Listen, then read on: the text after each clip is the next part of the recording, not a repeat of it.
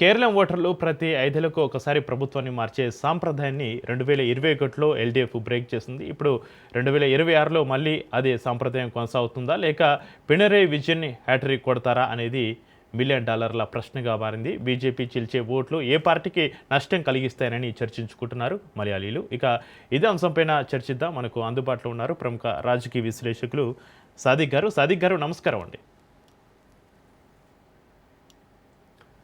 సాదిక్ గారు, 2021లో ప్రభుత్వ మార్పు సాంప్రదాయాన్ని విజయన్ బ్రేక్ చేశారు. కానీ 10 ఏళ్ల తర్వాత అదే స్థాయి ప్రభుత్వ వ్యతిరేకతను ఆయన తన సంక్షేమ మంత్రంతో ఎదుర్కోగలరా? ఆయన వ్యక్తిగత ఇమేజ్ పార్టీకి ప్లస్ అవుతుందా లేక మైనస్ అవుతుందా సాదిక్ గారు? కేరళలో ఒక వైవిధ్య భరితమైన ఓటర్ యొక్క సాంప్రదాయం ఉంటుంది. అంటే ఏదో సాంప్రదాయాలకు లేకపోతే మీరు అన్నట్టు ఇప్పుడు నాయర్లకు ఇట్లా ఉంటుంది కదా, ఈ వర్గాల వాళ్ళే కాకుండా వాళ్ళు ఏం చేస్తారంటే, ఇప్పుడు అత్యధిక విద్యా శాతం ఉన్నటువంటి విద్యాధికులు ఉన్నటువంటి రాష్ట్రం అది. ఆలోచన ఉంటది, బాగా ఓటర్లు బాగా ఆలోచన చేస్తారు. రెండవసారి ఎల్డీఎఫ్కి ఇచ్చిన తర్వాత ఇక్కడ చాలా గమ్మత్తైన విషయం ఏంటంటే, ఏ ప్రభుత్వం మీదనైనా ప్రభుత్వ వ్యతిరేకత ఉంటుంది.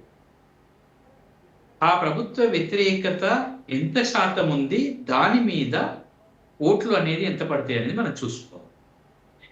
రెండోసారి వచ్చిన తర్వాత మూడోసారి హ్యాట్రిక్ కొట్టడం అనేది చాలా చాలా కొద్దిగా కష్టమైన పని ఈ రోజుల్లో. ఒకప్పుడు బెంగాల్లో ఎప్పటికీ సిపిఎం పార్టీ గెలిచేది, ఓకే ఒకప్పుడు. కానీ ఈ మధ్య కాలంలో మనం ఇప్పుడు ఇంతకుముందు మాట్లాడుకున్నప్పుడు కేరళ వాళ్ళకి ఒకటేసారి గెలిపిస్తారు, మళ్ళీ నెక్స్ట్ టైం గెలిపించడం అసాధ్యం. అది అయినా కూడా లాస్ట్ టైం రికార్డ్ స్థాయిలో ఎల్డీఎఫ్ ని గెలిపించారు. మూడో స్థాయిలో ఎల్డీఎఫ్ ని గెలిపించడం అనేది కొద్దిగా కష్టమైన పని. ఆ కష్టాన్ని అధిగమిస్తాడా? ఆ కష్టం పై వరకు పోతుందా? ఆ కష్టాన్ని దాటగలుగుతాడా అనేది ప్రశ్న. ఇటువైపు బీజేపీ నెట్టుకొని వస్తుందండి ఓట్లని. ఒకవైపు మీరు గమనించి ఉంటారు, మోడీ టోటల్గా కాన్సన్ట్రేషన్ కాదు. మన దగ్గర పనిచేసినటువంటి గవర్నర్ గారు తమిళిసై గారు, మన దగ్గర గవర్నర్ ఏమో తమిళనాడు ఇస్తున్నారు. కానీ అంటే ఇక్కడ ఎప్పుడైతే మన ముఖ్యమంత్రి గారు అక్కడికి వెళ్ళారో, వారి ప్రసంగాల మీద సిపిఎం ఎట్లా విరుచుకుపడిందో చూసారు కదా మీరు. అవును. అంటే ఇక్కడ ముఖ్యమైన విషయం మనం గమనించాల్సింది ఏంటంటే, కేరళలో మనం ఫలితాలను ఊహించడం చాలా కష్టమైన పని. కానీ విద్యాధికులు ఎక్కువగా ఉన్న రాష్ట్రము, తర్వాత ఆలోచన చేస్తారు కాబట్టి ఈసారి ఎల్డీఎఫ్ కొద్దిగా కష్టకాలంగా ఉంది అని కనిపిస్తుంది. మరి అయితే ఎవరికి లాభం జరుగుతుంది?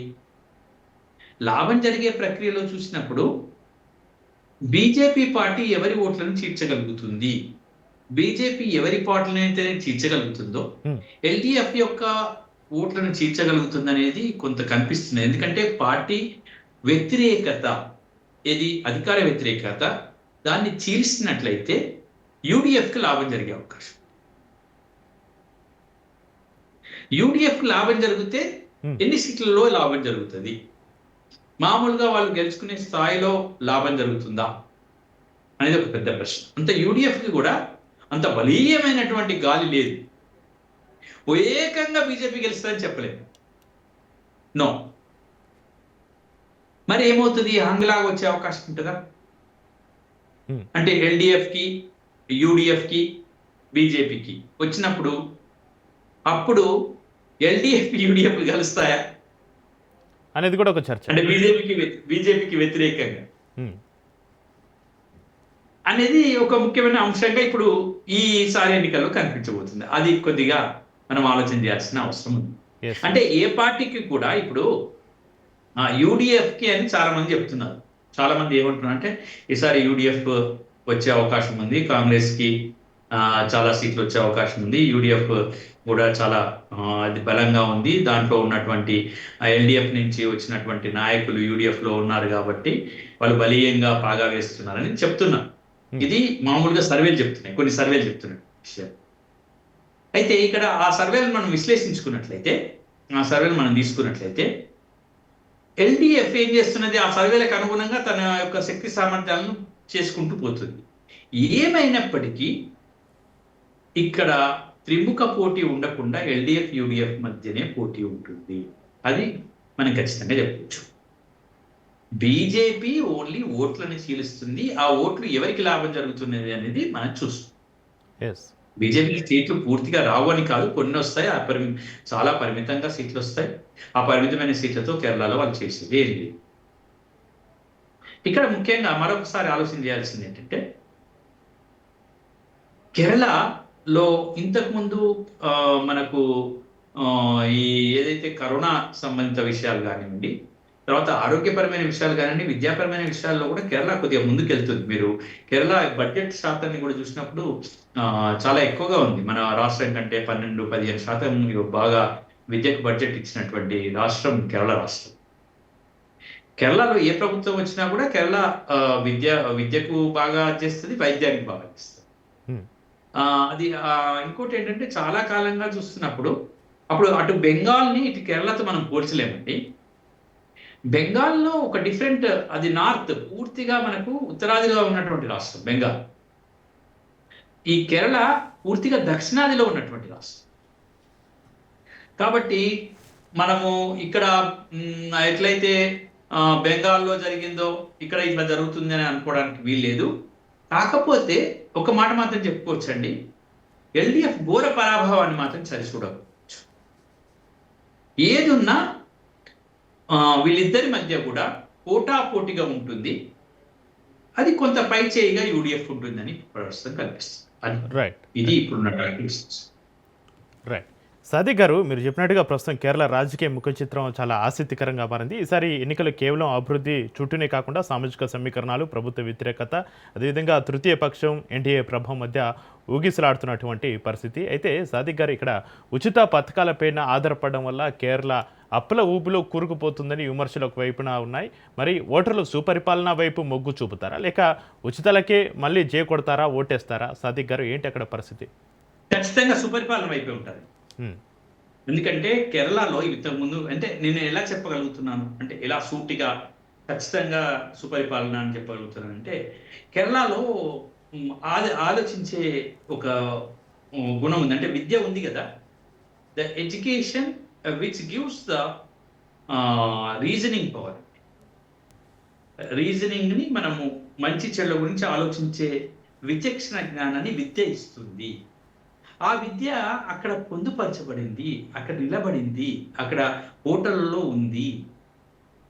వాళ్ళు ఏం చూస్తారు? నిరుద్యోగం ఉందా అని చూస్తారు, అది ప్రధాన అంశం అవుతుంది. కస్టోడియల్ డెత్స్ ఉన్నాయని చూస్తారు, అది ప్రధాన అంశం అవుతుంది. తర్వాత వాళ్ళు వన్యప్రాణుల గురించి ఆలోచించేస్తారు, వాళ్ళు అటవీ గురించి ఆలోచించేస్తారు, వాళ్ళు పర్యావరణం గురించి ఆలోచిస్తారు.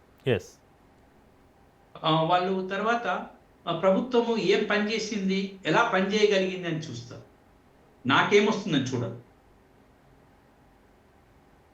ఈ శాతం ఏదైతే ఉందో, మనం అనుకున్నటువంటి ఉచితాల శాతం ఏదైతే ఉందో ఈ రాష్ట్రంలో తక్కువగా ఉంటుందని నేను చెప్పదలిచాను. ఓకే.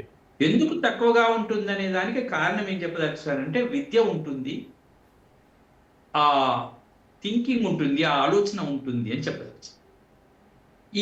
వీటన్నిటిని మనం